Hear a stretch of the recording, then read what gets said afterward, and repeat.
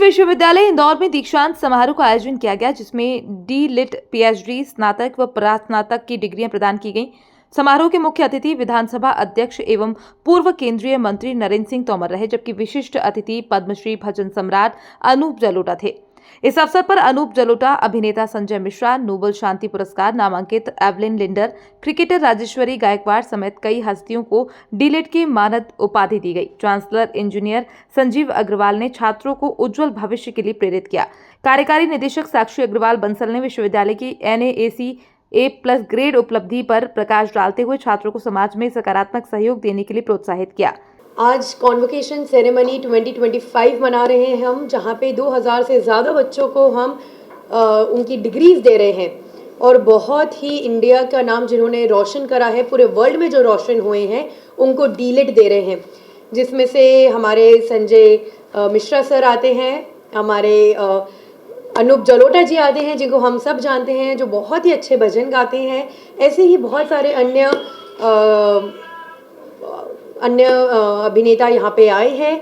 Rajeshwari madam आई हैं जो Indian cricket team में है और बहुत बहुत अच्छा लग रहा है। पूरा माहौल मौज का है, पूरा माहौल बहुत उम्मीदों का है। सारे बच्चों के आंखों में ऐसी चमक है कि अब हमको दुनिया में जाके अपने आप को प्रूव करना है।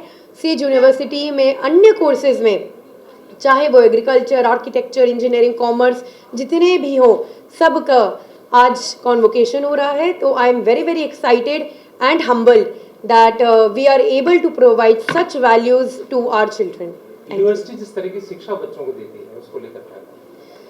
देखिए, यूनिवर्सिटी जो पहले, या मैं पहले की भी नहीं, अब की भी नहीं, मेरे ख्याल से एक यूनिवर्सिटी जैसे सेज यूनिवर्सिटी है, हम लोग कभी भी सिर्फ क्लास पढ़ाई नहीं करते हैं, कभी भी सिर्फ थ्योरेटिकल पढ़ाई नहीं करते हैं। अगर इंसान को प्रैक्टिकल नहीं आता है, आप कैसे स्विमिंग सीखोगे सिर्फ स्विमिंग की बुक पढ़ के? आपको वहाँ पे तैर के ही सीखना पड़ता है। इसीलिए सेज यूनिवर्सिटी हो या तो कोई भी अन्य यूनिवर्सिटी हो, जिसको सक्सेसफुल होना है, प्रैक्टिकल नॉलेज बहुत बहुत ज़रूरी है। तो हम लोगों ने बहुत सारे कोर्सेज में कंपलसरी करा हुआ है इंटर्नशिप फैसिलिटी या फिर प्रोजेक्ट्स, ताकि बच्चे को प्रैक्टिकल एक्सपोजर मिल पाए। आज नरेंद्र सिंह तोमर साहब भी आए हैं, बच्चों को उन्होंने डिग्री भी अपने हाथों से दी है।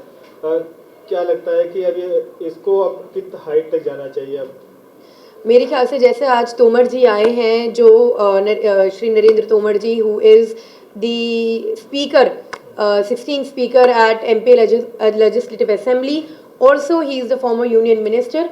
बहुत अच्छा लगा आज उन्होंने सारे बच्चों को, गोल्ड मेडलिस्ट जो हैं उनमें से, उनको भी उन्होंने डिग्री दी है, आज डी.लिट दिया है यहाँ पे। एंड मेरे ख्याल से ये कमिंग ईयर्स में बहुत बहुत अच्छा होने वाला है और एक दिन हम हमारे PM को भी ज़रूर इस यूनिवर्सिटी में लाएंगे। धन्यवाद। देखिए, हमारे चांसलर सर, आप सभी जानते होंगे, इंजीनियर संजीव अग्रवाल सर बहुत ही दिल मिजाज इंसान है। वो जो करते हैं पूरी अपनी हिम्मत लगाते हैं उनमें, और जहाँ जाते हैं वहाँ पे मौज का एक एनवायरनमेंट क्रिएट कर देते हैं।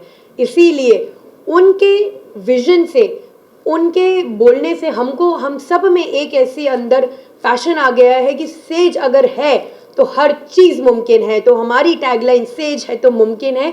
हमारे चांसलर सर और हर एक एम्प्लॉय, हर एक मेंबर, हर एक कलीग जो सेज का है, वो पूरे दिल और दिमाग से मानता है। आखिरी सवाल एक बार फिर बता दीजिएगा कि कितने बच्चों को, कितने स्टूडेंट को आज कौन कौन से डिग्रियां उपलब्ध की है, आज कितने डिपार्टमेंट से थे? बिल्कुल, हमारे यहाँ पे 76 प्रोग्राम्स चल रहे हैं और 14 इंस्टीट्यूट चल रहे हैं। उनमें से 2023-24 के जो पास आउट हैं, 2000 से ज़्यादा बच्चे, उनको कॉन्वोकेशन में डिग्री मिल रही है। इनमें से बहुत बच्चे आ सकते हैं, बहुत बच्चे जो हैं वो अभी जॉब कर रहे हैं या फिर बाहर हैं, जिसकी वजह से नहीं आ पाए हैं, जिनको डिग्री दे दी गई है। बट ओवरऑल बहुत बहुत मज़ा आ रहा है। धन्यवाद। बड़ी बात है अपने आप में, एक 3 साल 3.5 साल की मेहनत आज स्टेज पे सफल हुई है। तो सारा जो एडमिशन से लेके आगे की सारी जो प्रोसेस है, कैसे कैसे काम किया, क्या हुआ, गाइड ने डाटा भी, सब चीज़ें याद आती है तो अच्छा लगता है। जो तैयारी थी किस स्तर से की थी आपने? किन चीज़ों का त्याग किया था और किन चीज़ों को लेकर के चले? त्याग तो बहुत सारी चीज़ों का करना पड़ता है, कुछ चीज़ यूज़ भी करना पड़ती है, कुछ छोड़ना भी पड़ती है। तो सारी चीज़ें थी, मोबाइल का ज़्यादा यूज़ हो रहा था, लैपटॉप का ज़्यादा यूज़ हो रहा था, तो घर वाले दूर हो रहे थे, तो सारी चीज़ें थी, प्लस ये था कि कम समय में डिग्री पूरी हो ताकि आगे जो करना है उसके लिए समय निकाल पाएँ। अगर ये डिग्री का टाइम बढ़ता है तो आगे का समय नहीं मिल पाता, तो वो कम समय में डिग्री पूरी हुई, वो सबसे बड़ी उपलब्धि है कि 3 साल 2 महीने में मेरी पीएचडी पूरी हो गई, तो ये अपने आप में एक बड़ी चीज़ है। पीएचडी का जब नाम आता है ना तो पहाड़ सिर पे आ जाता है, क्या कहेंगे? पहाड़ तो है, मेहनत तो लगती है, समय लगता है, पेशेंस इज़ द की। अगर पेशेंस है तो आप अचीव कर सकते हो, अदरवाइज़ बहुत सारे लोग हैं जो छोड़ देते हैं बीच में, तो पेशेंस रखना पड़ता है। तो जो अधीर हैं उनके लिए क्या कहेंगे? पेशेंस ही है, मैं बोल रहा हूँ, सिर्फ पेशेंस, हार्ड वर्क और टाइम देना पड़ेगा। टाइम अगर आप किसी चीज़ को दे रहे हैं तो डेफिनेटली वो पूरी ज़रूर होगी। एक स्टूडेंट के लिए सबसे बड़ा उत्सव क्या होता है? जब उसको उपाधि मिलती है, उसको पदवी मिलती है। सेज यूनिवर्सिटी में आज वो पर्व था, कन्वोकेशन डे, वो उत्सव था कन्वोकेशन का, जिसमें उनको उपाधि मिली। कोई को गोल्ड मेडलिस्ट मिला, कोई सिल्वर था, कोई को पीएचडी की डिग्री मिली, कुछ मानद उपाधि दी गई, और वो मिली हमारे माननीय स्पीकर महोदय, पूर्व मंत्री रहे श्री नरेंद्र सिंह तोमर साहब के द्वारा।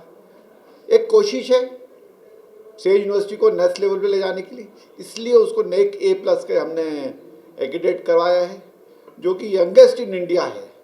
इतनी जल्दी पूरी इंडिया में आज तक A+ नहीं मिली है, और फर्स्ट इन सेंट्रल एशिया है। एक कोशिश है सेज यूनिवर्सिटी, सेज ग्रुप के द्वारा सब आयाम पे वर्क करने की। यहाँ का जो स्टूडेंट है उसको पढ़ाई तो कराना ही कराना है, परंतु उसका व्यक्तित्व विकास करना है, इसलिए उसको बहुत सारी स्किल देनी है, उसको बहुत सारी अलग एक्टिविटी में करना था कि ये दुनिया बहुत तेज़ दौड़ रही है। हमारा समय अब आ गया है, हमारे देश का समय अब आ गया, हमें नेक्स्ट लेवल पे लेके जाना है, तो उनको पूर्ण रूप से साक्षर बनाना पड़ेगा, पूर्ण रूप से स्किलफुल बनाना पड़ेगा।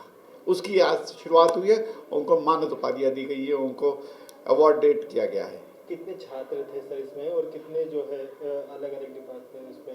इस हमारे यहाँ 14 इंस्टीट्यूशन है, मैनेजमेंट है, साइंस है, एडवांस कंप्यूटिंग है, लॉ है, मास कम्युनिकेशंस है, ऐसे करके 14 डिपार्टमेंट हैं। उनके जितने भी स्टूडेंट थे, करीब करीब 580 स्टूडेंट थे, उनको दी गई है 5 मानद उपाधि दी गई है, जिसमें अनूप जलोटा साहब आए थे, संजय मिश्रा साहब थे, एल्विन थी जिन्होंने नोबल के लिए नॉमिनेट किया है 3 बार, संजय मिश्रा थे, आशीष थे, ऐसे करके 5 हमने मानद दी। हम चाह रहे हैं कि सेज ग्रुप एक पढ़ाने का काम नहीं करे, एक व्यक्ति विकास का काम करे, उस पर एक कोशिश कर रहे हैं। एक बच्चा जब तरक्की करता है पिता बहुत खुश होते हैं, यहाँ तो इतने सारे बच्चे हैं, क्या कहेंगे? देखिए साहब, मेरे साथ अभी 40,000 स्टूडेंट सेज ग्रुप के साथ पढ़ रहे हैं, दोनों यूनिवर्सिटी में, पुराने SIT इंजीनियरिंग कॉलेज हमारे स्कूल से। एक ही, मैं जितना पिता खुश होता हूँ, मैं जानता हूँ, ईश्वर जानता है, मैं उससे ज़्यादा खुश होता हूँ, क्योंकि मेरा बच्चा, मेरे को ईश्वर ने उनको और स्किलफुल बनाने के लिए दिया है। पिता ने, अपने माता पिता ने मुझे उनका बच्चे का हाथ दिया है, तो मैं दिल से कोशिश करता हूँ। और अपने जितने मेरे कलीग्स हैं, करीब 4000 कलीग्स मेरे साथ काम करते हैं सेज ग्रुप, उन सबको एक ही बात बोलता हूँ, हमारा एक ही सोच होनी चाहिए, स्टूडेंट फर्स्ट। हमने एक ड्राइव चलाया, हमारा हॉस्पिटल भी है, मैंने हमारा ड्राइव चलाया customer patient first, real estate में कस्टमर फर्स्ट। तो हमारे लिए प्रायोरिटी हमारा स्टूडेंट।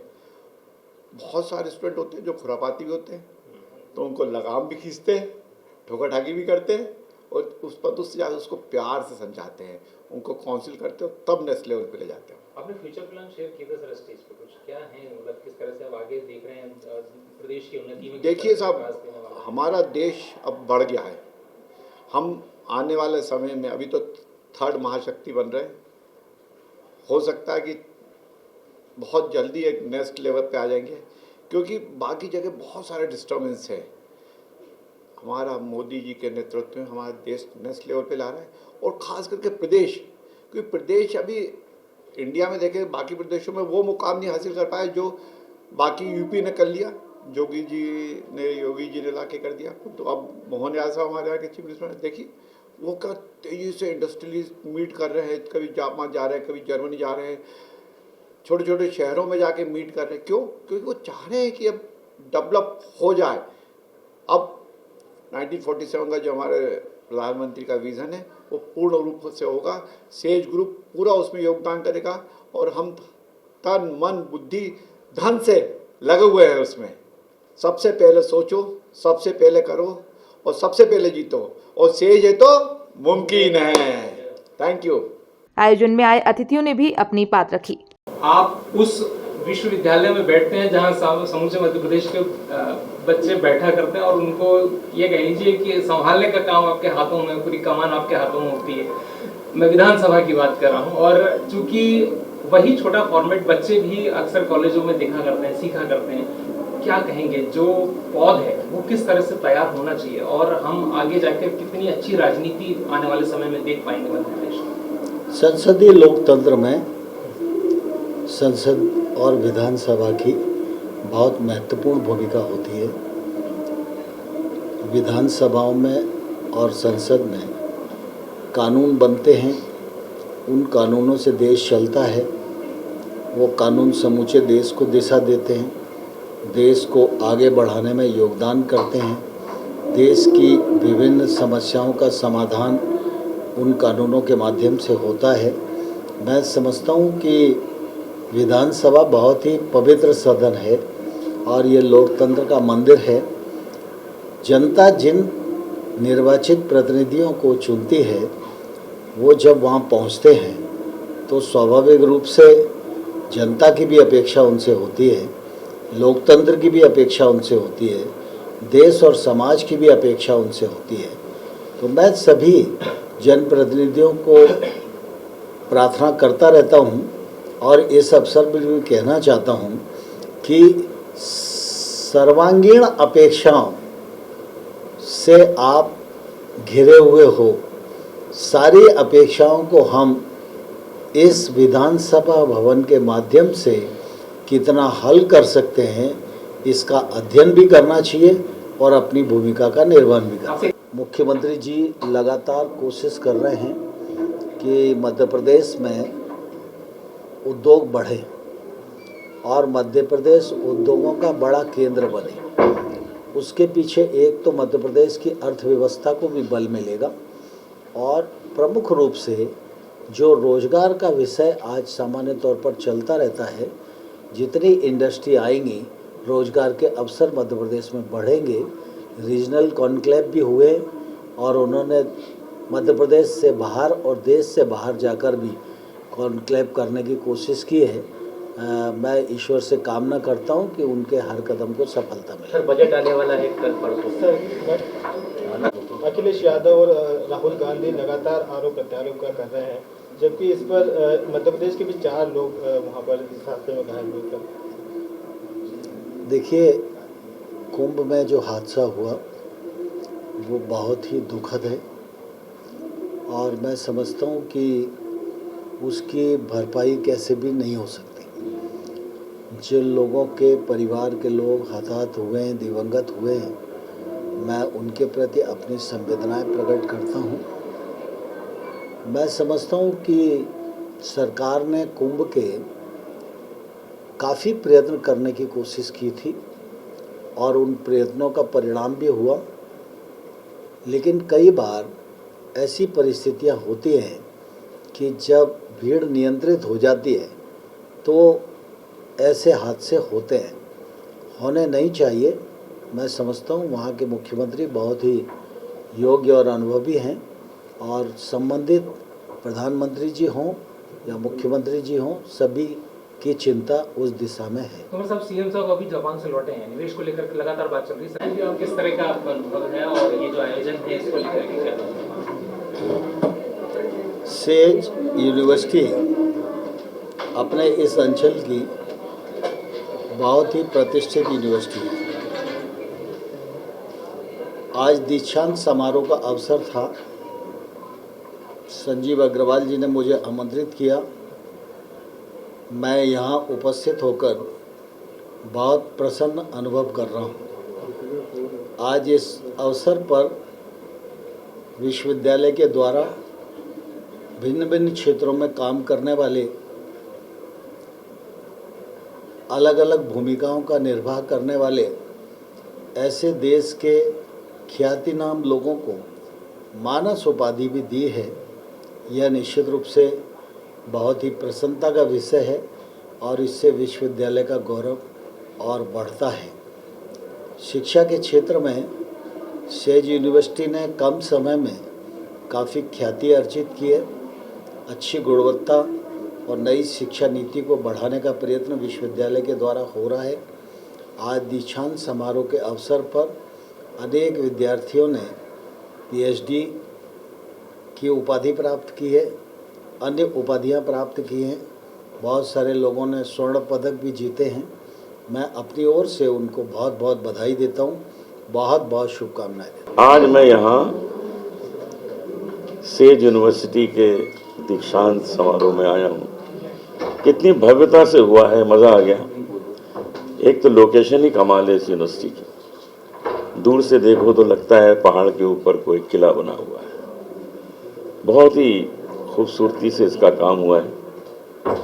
वैसे ही इंदौर जाना जाता है हमारे देश का सबसे साफ सुथरा शहर, और उसमें इतने सुंदर स्थान पर इस यूनिवर्सिटी का निर्माण करना बहुत बड़ी बात है।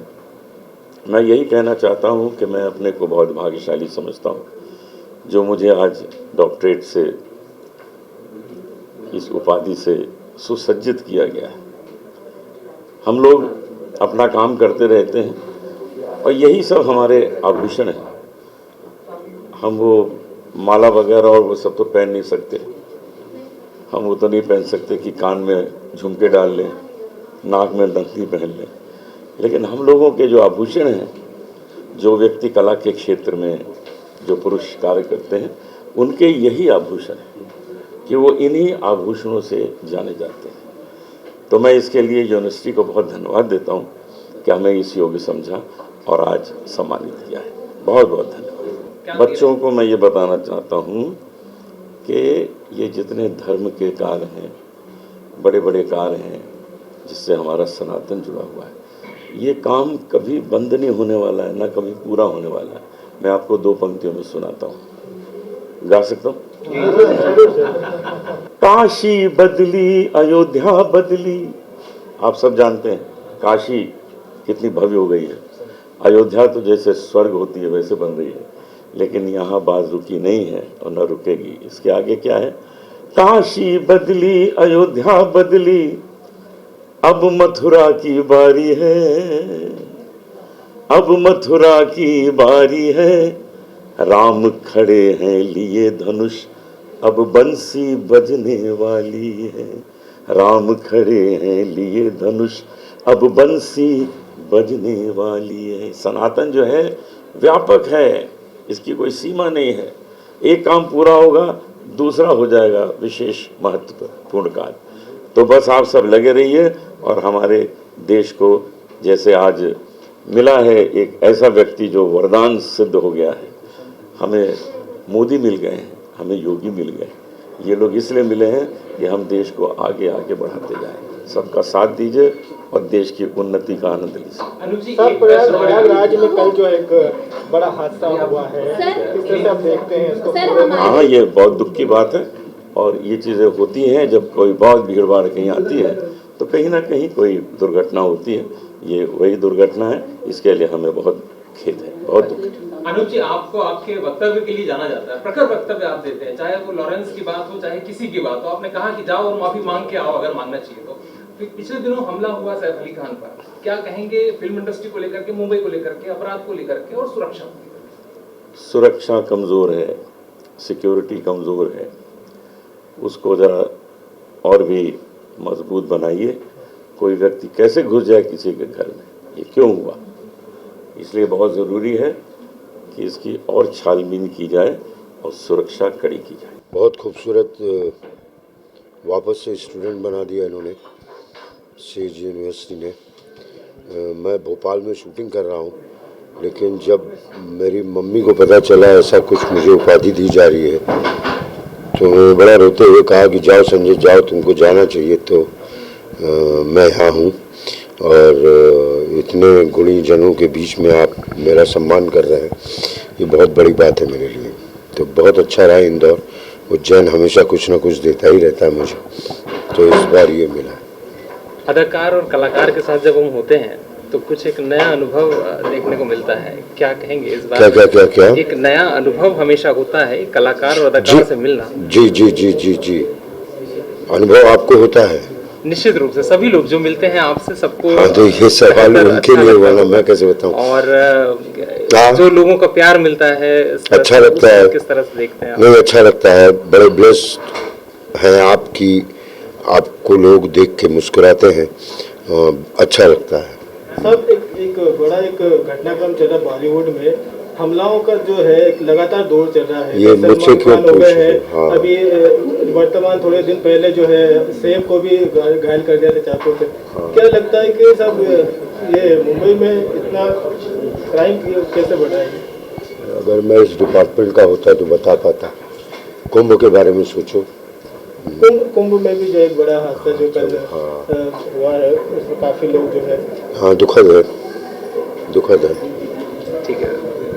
जब भी इंदौर आई हूँ तो सिर्फ मैचेस के लिए आई हूँ मैं, लेकिन अभी आज पहली बार है जो कुछ अवार्ड लेने के लिए मैं इंदौर आई हूँ। लेकिन जो सेज यूनिवर्सिटी है, कैंपस तो देख के बहुत ही खुशी हुई है, क्योंकि इतना बड़ा कैंपस एक्चुअली मैंने नहीं देखा है। और ऊपर से ये ड्रेस कोड जो है बहुत ही अच्छा लगा मुझे।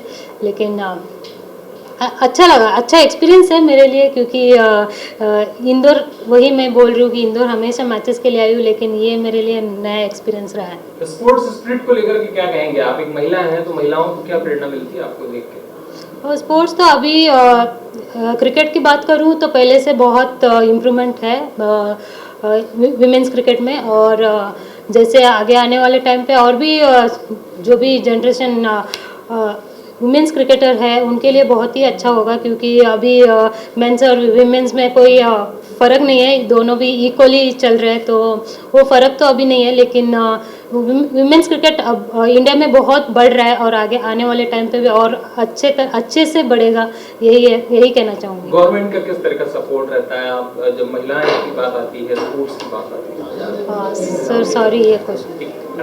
तो ये बताएं कि जो नए बच्चे आ रहे हैं, जो नई लड़कियां आ रही हैं खेलने के लिए, उनका किस तरह का एनर्जी देख रहे हैं आप लोग, और उसको क्या आप कैसे सपोर्ट करते हैं? जब मैं टीम में मैंने जब डेब्यू किया था तब तो सीनियर्स बहुत अच्छे सीनियर्स थे, और ऐसे कभी लगा नहीं है कि जब मैं खेल रही थी तब इतना नर्वसनेस रहता था कि पहले मैच में कैसे होगा, क्या होगा।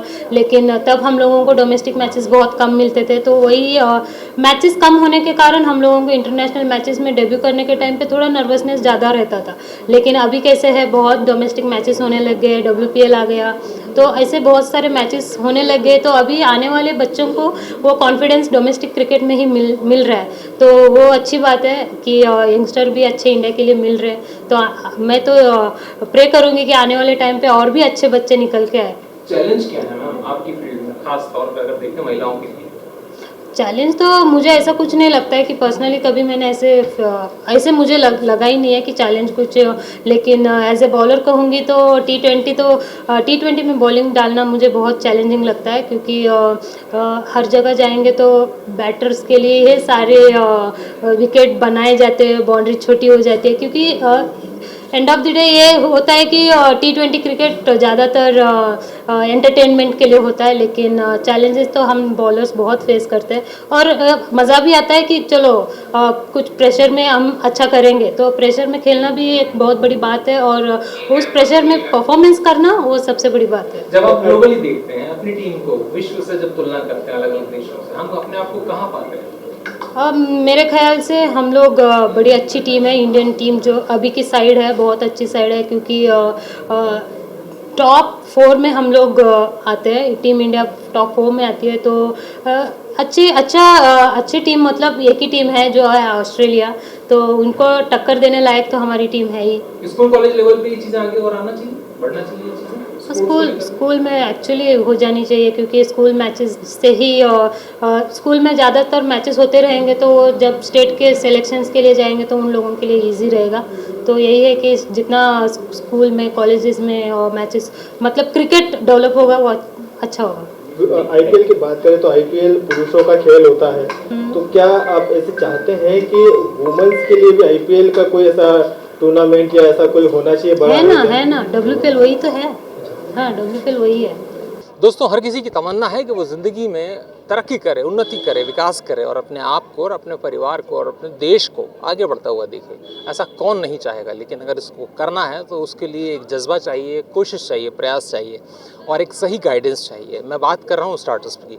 अगर दुनिया में बात की जाए तो हिंदुस्तान आज एक बहुत अच्छी स्थिति पर है स्टार्टअप की अगर हम बात करते हैं। मेरे साथ समीर शर्मा जी हैं और आप बहुत तमाम ऐसे स्टार्टअप्स को लेकर के काम करते हैं। सर, एक बार परिचय आपका, फिर उसके बाद सवाल करें। Thank you so much. मैं समीर शर्मा हूँ। मैं खुद भी अपने स्टार्टअप्स हैं मेरे, और साथ में मैं स्टार्टअप्स को मेंटर करता हूँ, इन्वेस्ट करता हूँ। ये मेरा पर्पस ऑफ लाइफ है और मैं इसके लिए कोई चार्ज नहीं करता। सर, मेंटरशिप की जब मैं बात करता हूँ, क्या क्या चीज़ें ऐसी हैं जो आप देख रहे हैं आज के दौर में 2025 में? मुझे दिख रहा है कि अब जो स्टार्टअप इकोसिस्टम है भारत का, वो एक शेप लेता जा रहा है। और इस शेप में ऐसा हो रहा है कि अब हमारे स्टार्टअप न सिर्फ आइडियाज़ को लेकर के आ रहे हैं, बट उनका POC बनाना और उनको एक सक्सेसफुल प्रोडक्ट या सर्विस के रूप में न सिर्फ नेशनल बल्कि इंटरनेशनल लेवल पे लेकर के आ रहे हैं। और इसमें सिर्फ सर्विसेज नहीं है, प्रोडक्ट्स भी हैं। इसमें IT है, टेक्नोलॉजी है, पेटेंट वाले बहुत सारे ऐसे स्टार्टअप हैं जिनके पेटेंट को लाइसेंस ले रहे हैं दुनिया भर के लोग। तो मुझे लगता है भारत में अब इकोसिस्टम स्टैब्लिश होने की शुरुआत हो चुकी है। अब हम स्ट्रगल नहीं कर रहे हैं। अब हमें स्टार्टअप इंडिया एक नई कोई चीज़ नहीं लगती, अभी एक इस्टेब्लिशमेंट की तरफ बढ़ रहा है। और 600 स्टार्टअप पहले साल में थे, 2016 की बात करूं, और आज हमारे पास 1,58,900 से ज़्यादा स्टार्टअप हो गए हैं। तो ये जो 9 साल का सफ़र है ये बहुत ही ज़बरदस्त रहा है और इसमें भारत ने बहुत सीखा है। तो अब मैं जब स्टार्टअप की बात करने अर्बन के अलावा जब रूरल एरिया में जाता हूँ तो उनके लिए स्टार्टअप शब्द नया नहीं है, उनके लिए इकोसिस्टम शब्द नया नहीं है, और ना ही उनके लिए funding, seed funding, patent, technology ये भी नया नहीं है। तो ये बताता है कि स्टार्टअप पेनिट्रेट कर चुका है भारत के अंतरतम तक। तो मुझे लगता है अगले 3 साल बहुत निर्णायक होंगे और हमारे यहाँ से बहुत सारे यूनिकॉर्न्स निकलेंगे इस दुनिया में। सर, हम जब बात कर रहे हैं भारत आज विश्व गुरु बनने की बात होती है, तो स्टार्टअप्स जो हैं उसको अगर मैं कहूँ कि जो छोटे बच्चे हैं स्कूल्स लेवल पे, उस पर प्रमोट करने की कितनी ज़रूरत है आज की तारीख में, और क्या वाकई में उतना हो पा रहा है या अभी ज़रूरत है, कहीं पोटेंशियल थोड़ा कम है, उसको बढ़ाना चाहिए, कुछ ऐसी चीज़ें? मुझे लगता है ये बहुत ही अच्छा आपने सवाल किया है, क्योंकि अमेरिका या दूसरे विकसित देशों की बात करें तो जितने बड़े सबसे बड़ी कंपनीज़ हैं आज दुनिया की, वो एप्पल, गूगल, माइक्रोसॉफ्ट की बात करें, आप अमेज़ॉन की बात करें, ये सब एजुकेशनल इंस्टीट्यूशन से निकले हुए स्टार्टअप्स हैं। पर भारत में अभी तक हम एजुकेशनल इंस्टीट्यूशन सिस्टम जो कि स्कूल वाला है, वहाँ पर स्टार्टअप्स को लेकर के नहीं पहुँच पाए हैं। तो मुझे ऐसा लगता है कि अब अगली जो कोशिश होनी चाहिए वो होनी चाहिए कि ये स्टार्टअप्स कॉलेजेस के साथ में स्कूल से इसकी सीडिंग शुरू हो, और स्कूल में जब ये बीच पड़ जाएगा एंटरप्रेन्योरशिप का, तो मुझे लगता है कि कॉलेज के आते आते वो एक प्रोडक्ट या सर्विस या इनोवेशन में बदल चुका होगा, और हमारे देश से वो कंपनीज निकलेंगी जो आज पूरी दुनिया पे राज कर रही हैं। एक बच्चा है, उसको स्टार्टअप शुरू करना है, सबसे पहले क्या करना होगा? मेरे ख्याल से उसको सबसे पहले अपने आप को जानना पड़ता है, ये पता करना पड़ता है कि वो किस चीज़ में सबसे ज़्यादा अच्छा है या सबसे ज़्यादा इंटरेस्ट उसको किस में है। वो चाहे खेल में हो, मनोरंजन में हो, आर्ट्स में हो, टेक्नोलॉजी में हो, इनोवेशन में हो, या मैं कहता हूँ खेल में हो। तो उसको सबसे पहले ये पता करना पड़ेगा कि मुझ में ऐसा क्या है जिसको ईश्वर ने मुझे दिया है कि मैं इसको बेस्ट कर सकता हूँ, और फिर वो उसके लिए एक अच्छा मेंटर ढूंढे और उसी में आगे बढ़ता रहे। मेरे ख्याल से ये एक सबसे अच्छा तरीका है, उसमें सफलता निश्चित रहती है। लोग स्टार्टअप की डेफिनेशन को नहीं समझ पा रहे हैं सर, बहुत बड़ा फ़र्क है उसमें। बिजनेस और स्टार्टअप बहुत अंतर है। चाय की दुकानें हमारे यहाँ पर 200 सालों से है, तो चाय की दुकान बिजनेस है, लेकिन चाय को 150 फ्लेवर्स में पेश करना, उसकी फ्रेंचाइजी बांट देना स्टार्टअप है। तो जब तक हम किसी भी बिजनेस में एक नया यूनिक आइडिया, एक टेक्नोलॉजी, एक नई पेशकश नहीं डालते, वो स्टार्टअप नहीं बनता। तो ये एक बहुत बड़ा डिफरेंस है जो भारत के लोगों को समझना पड़ेगा। हम इंदौर में खड़े हैं, इंदौर का पोटेंशियल क्या कह रहा है? इंदौर का पोटेंशियल बहुत अच्छा है, बट इंदौर जो अगर देखा जाए तो हैदराबाद, बेंगलोर, अहमदाबाद, दिल्ली, इस टाइप के जो इकोसिस्टम्स हैं उनसे बहुत पीछे है। इसकी सबसे बड़ी वजह यहाँ पर ये है कि हम लोग ग्राउंड रियलिटीज़ पे काम नहीं कर रहे हैं। हम लोग एक स्पेसिफिक सिर्फ कॉन्फ्रेंसेस या चाय या चाय पे चर्चा या इस टाइप की बातों में उलझ के रह जाते हैं। इंदौर में इतना ज़्यादा पोटेंशियल है। हमने देखा है कि इंदौर से निकले हुए काफ़ी सारे ऐसे स्टार्टअप्स हैं जो यूनिकॉर्न होने की कगार पे हैं, उनमें इंदौरी फाउंडर्स भी हैं या मध्य प्रदेश के फाउंडर्स हैं। बट सबसे बड़ी ज़रूरत यहाँ पर है एक तो कि प्रदेश सरकार का जो स्टार्टअप इकोसिस्टम है उनको प्रैक्टिकल ग्राउंड्स पे हेल्प करे, और दूसरी ज़रूरत है कि यहाँ पर स्टार्टअप जो कि सफल हो रहे हैं उनके लोगों से उनकी मुलाकात, उनकी इंटर्नशिप और उनके साथ प्रैक्टिकल वर्किंग, और साथ में छोटे छोटे प्रोजेक्ट्स उनको गवर्नमेंट के साथ काम करने को दिए जाएँ, तभी जाके वो प्रैक्टिकलिटी समझेंगे और ये स्टार्टअप सफल हो पाएंगे। कॉलेज में स्टार्टअप्स की जिस तरह से बात होती है, ये अक्सर लालच दिया जाता है कॉलेज में कि हमारे यहाँ बहुत सारे स्टार्टअप्स जो हैं वो सिखाए जाते हैं, बच्चों को इनोवेटिव चीज़ें सिखाई जाती हैं। तो क्या मानते हैं ये दावे, वादे, हकीकत सब कुछ क्या है? मेरे ख्याल से देखिए, इंस्टीट्यूशंस का काम है इंफ्रास्ट्रक्चर सेटअप देना, गाइड करना, उनको योजनाओं की जानकारी देना। और जहाँ तक यूनिवर्सिटीज़ और स्कूल्स का सवाल है, यूनिवर्सिटीज़ की मैं बात करूँ तो वहाँ पर ये सारी चीज़ें अवेलेबल है, लेकिन जब बच्चा स्टार्टअप में आगे बढ़ता है यूनिवर्सिटी से बाहर निकल के, तब ग्राउंड रियलिटी के वक्त उसको सपोर्ट की आवश्यकता होती है जो सरकार और मेंटर्स दे सकते हैं। तो वहाँ पर अभी लैग करता है मध्य प्रदेश, तो अगर वो शुरू हो जाएगा तो काफ़ी अच्छा हो जाएगा। मध्य प्रदेश में स्टार्टअप एमपी करके बहुत अच्छी योजना है, बस अब ज़रूरत ये है कि उस स्टार्टअप एमपी योजना के तहत सरकारें तय कर ले कि एक वर्ष में कम से कम 100 स्टार्टअप्स को नेशनल लेवल पे लेकर आना है। तो मेरे ख्याल से ये संभव है। यूनिवर्सिटीज़ एक बहुत अच्छा प्लेटफॉर्म है, और ये जो सेज यूनिवर्सिटी जैसी यूनिवर्सिटीज़ हैं ये बड़ी अच्छा काम कर रही हैं इसमें। बहरहाल आपका बहुत धन्यवाद समीर जी। तो दोस्तों, मुझे ऐसा लगता है कि आज स्टार्टअप को लेकर के अगर आपके दिमाग में कुछ सवाल हैं तो मुझे ऐसे मैंने कोशिश की है कि बहुत सारी चीज़ों को हम आप तक समअप करें और उन चीज़ों को लेकर के आएँ, ये चीज़ ज़रूरी है। अगर कोई सवाल आपका है तो आप कमेंट ज़रूर कीजिएगा, हम कोशिश करेंगे समीर जी से दोबारा संपर्क करने की, और अगर हुआ ज़रूरत पड़ी तो फिर से एक और इंटरव्यू करेंगे और आपके तमाम समस्याओं का समाधान फिर से करने का प्रयास करेंगे। धीरज के साथ उमेश भारद्वाज, सूर्योदय टीवी, इंदौर।